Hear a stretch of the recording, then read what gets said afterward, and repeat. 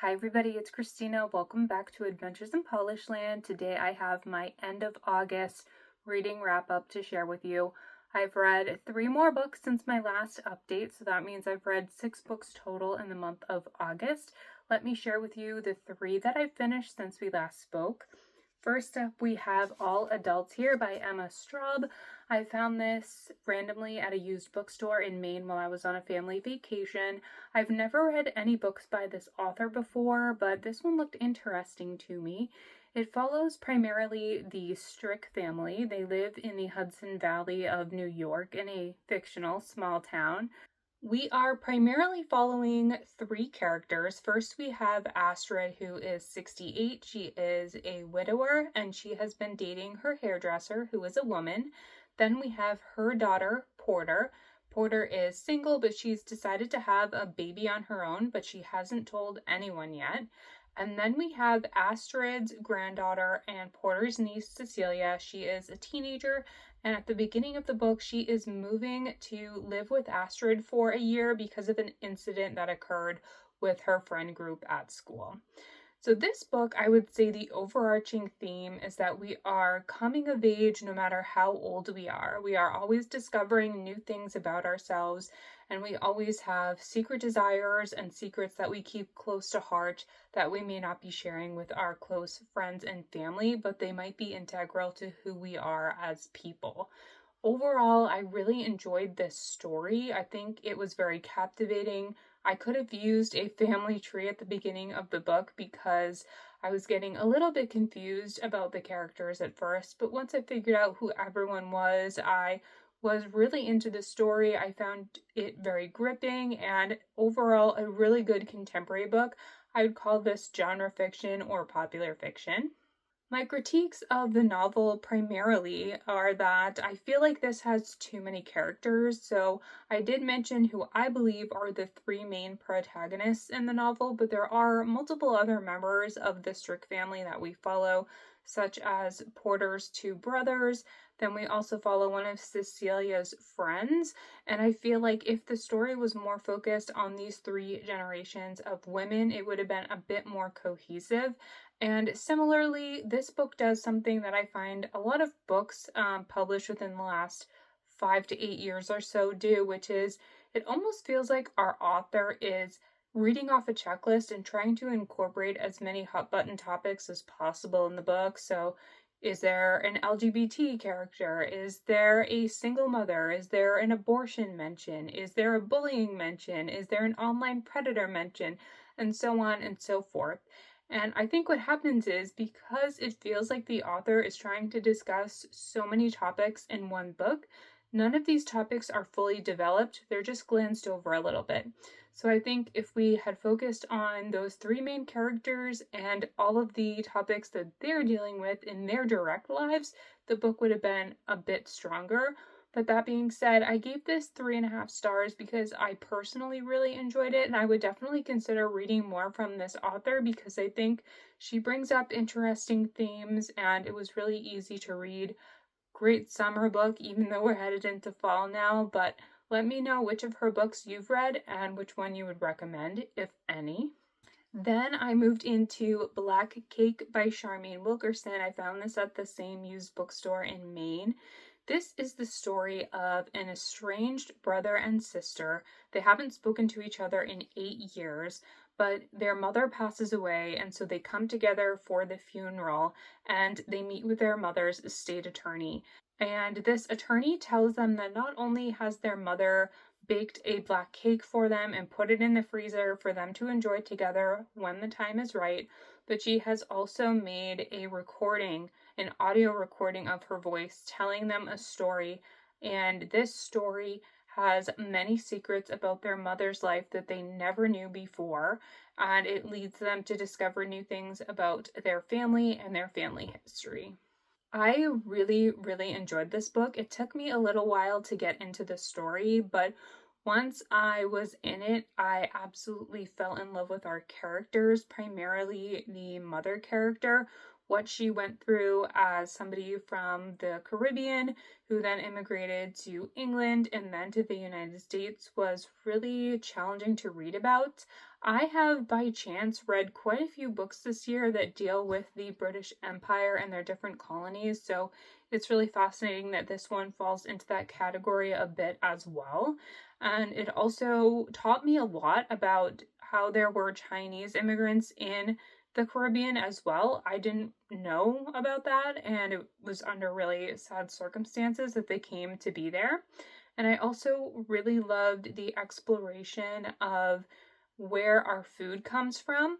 That's touched on a bit in this book as well. And they talked about how is a food really traditional to you and your culture if the ingredients that make up that food don't come from the place that you come from. So, for example, this black cake uses sugarcane, but sugarcane doesn't naturally grow in the Caribbean, so is it really a Caribbean traditional food? That was a really interesting topic for me.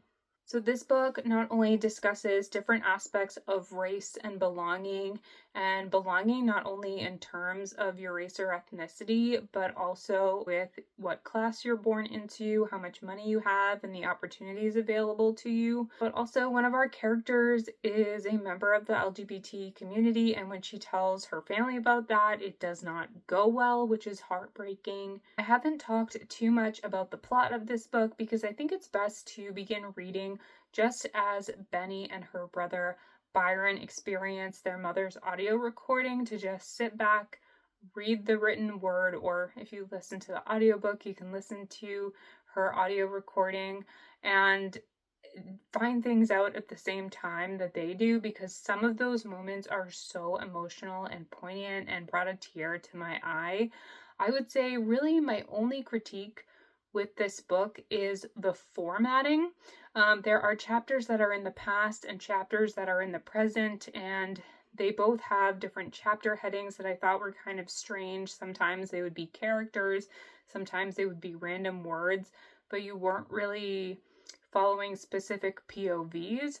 And also, I felt like the chapters in the past were supposed to be from the mother's audio recording of her recounting her past, but there were scenes in the past that she wouldn't have any personal knowledge of, so she wouldn't have been able to tell the reader about those moments. And similarly, once her audio recording stopped, we still got scenes from the past, so that was a bit confusing. But that being said, this is a debut novel. I absolutely loved it. I think it's really a strong book. I gave it 4 stars, and I will certainly pick up this author's other books. I think she has one called Good Dirt that's out right now, and if I see it in a bookstore, I will certainly be grabbing it. And then finally, I read The Promise by Damon Galgut. This is set in South Africa, and it's written in a really unique way. We are once again following a family. We are following the Swart family. They are a white family in South Africa. And this book is written in 4 parts, and in each part of the novel, the family is coming together again because one of their family members has died. And this is not a spoiler. You know right from the beginning of the book, from the table of contents, who has died in each chapter. So at the beginning, it is the mother who has passed away from an illness, and then the father, and then 2 of the siblings. And the entire focus of The Promise is that the youngest sibling, her name is Amor. When the book begins, she is a child, and she had overheard her mother make a request to her father that their maid Salome be given ownership of the land and the house that she lives on their farm. But despite Amor's father making this promise, this becomes a point of contention for the next 30 years of the novel, because this promise gets pushed and pushed and pushed, and nobody believes it's real, and you don't know if it's going to be fulfilled. So this book was really interesting because I felt like I learned a lot. I really didn't know much about South Africa, and this gave me a really unique perspective, because when the book begins, it's the 1980s, and then you kind of jump forward in time about 9 years or so in each section. So you're seeing while they're still in apartheid, once that gets lifted, and then how things improve or don't really improve as time goes on. And it just really made me reflect a lot about race relations here in the United States, and how even though things in South Africa were very different legally and politically, it's a really interesting world to think about how their culture must be there. And I think that's one of the most important things about reading, even when it's nonfiction, is that you are learning so much about people who are different from you and living in different parts of the world with different cultures and different political regimes. This book got a little bit tough for me to read because it is all about death, and we had some hard health news hit our family this week, and so I wasn't really interested in reading this for a couple of days there, but I was able to power through this weekend. I gave this a 3.5-star rating. This is one of those books where I think the writing is really strong. I mean, obviously it won the Booker Prize in 2021, and I think the author has a really unique perspective and he's set up the book in a really unique way. But that being said, it didn't necessarily work for me. I didn't really have a lot of enjoyment around this novel, but I think it's a very important book. So unlike All Adults Here, which I gave a 3.5-star based on my personal enjoyment of the book being strong, this one I'm giving a 3.5-star because I think the writing is really strong, even though the story wasn't necessarily my favorite. But I did really learn a lot from this book. I don't know if I would read any more books by this author, but if I find them out in the wild, I might give the back of the book a read to see if it sounds interesting to me. Today I picked up Christine by Stephen King. I don't know if you've been around this channel for a while, but one of my goals this year was to read 4 Stephen King books.